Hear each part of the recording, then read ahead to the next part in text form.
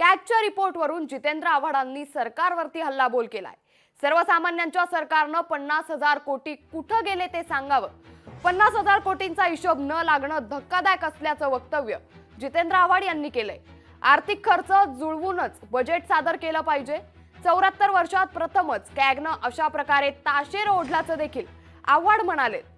तर अजित पवारांकडून शिस्तभंग झाला नसावा, अजित पवारांवर शिस्त मोडण्यासाठी दबाव टाकला असेल असा आरोप देखील जितेंद्र आव्हाड यांनी केलाय।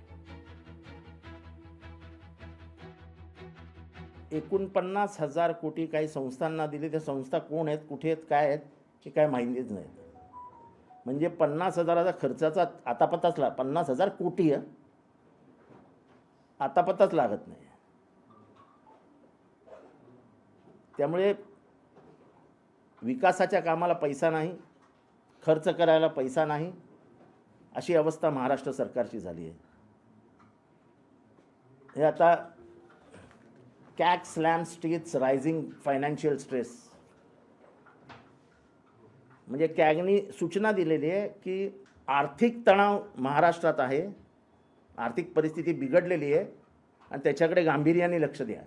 कॅगचंच म्हणणं की तुम्ही बेशिस्त वागता, तर त्याला काय करणार ना। असं मला वाटतं की त्यांच्याकडनं शिस्तभंग झाला नसावा।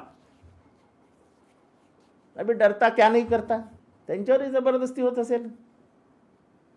मोडा शिस्त, काय काळजी करू नका, काय होणार नाही, महाराष्ट्राला जनतेला काय कळत नाही। कॅग वगैरे हे फक्त मुंबईत येतात, मुंबईतल्या जनतेला कॅग कळत असेल, बाकी पुणे, नाशिक, विदर्भ, मराठवाड्यातल्या ज्या गावातल्या लोकांना काय कळतंय। आपण 50,000 कोटी खाल्ले काय आणि 1,00,000 कोटीचा हिशोब लागला नाही तर काय फरक पडतोय। लोकशाही मराठी ऐका, पहा, जागरूक रहा।